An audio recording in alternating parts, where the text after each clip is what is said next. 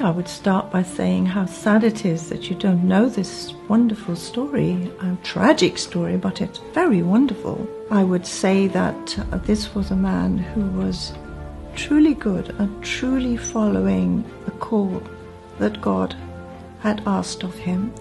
The model of Hussein, the model of social justice, the model of advocacy is something that we can find in all faiths, but there's a wonderful illustration in Islam.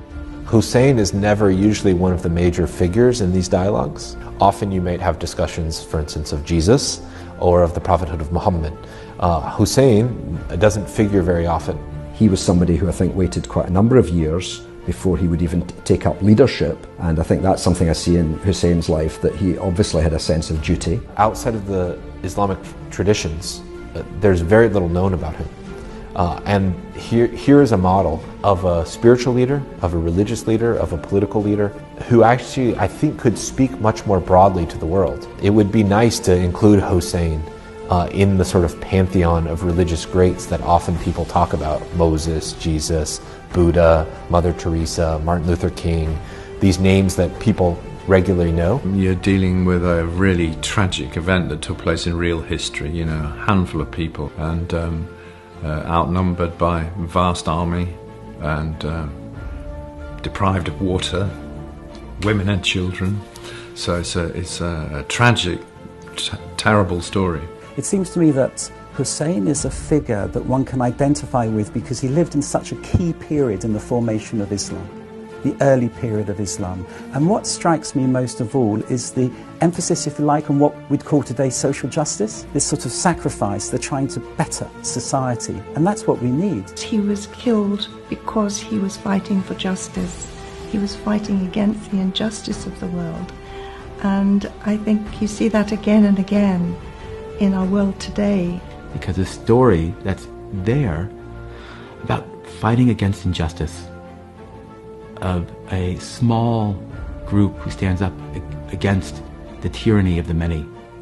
These stories echo throughout our religious traditions and give hope and light to all of us. The Battle of Karbala is a tragic moment in the early Islamic tradition. It's a marker of a split that was beginning to burgeon, that now went seemingly irreconcilably apart. But what we can learn from our models like Hussein and the experience with Yazid is that it is possible to fight oppression. It is possible to develop what I would call a critical solidarity.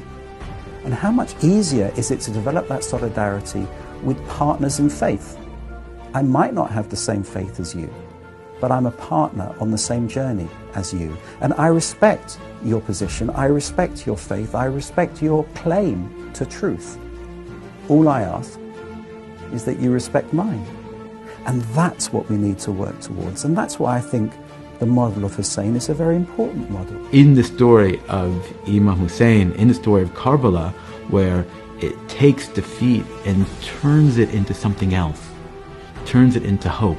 Because there is so much in that story that affects us in today's world, I think. It's speaking to us down the centuries and what is going on in the world today. There's so much in that story. He really is a model for all humankind, really.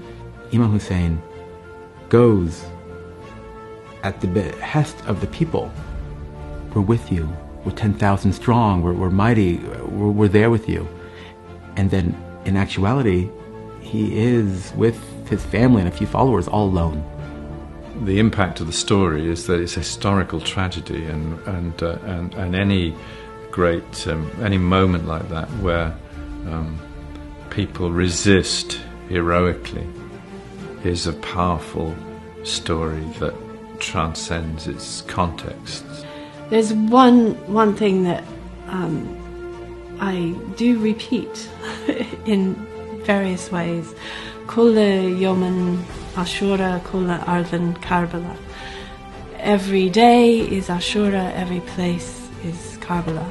And what this is saying is that every place has its moments when people have been oppressed and killed for standing up for freedom.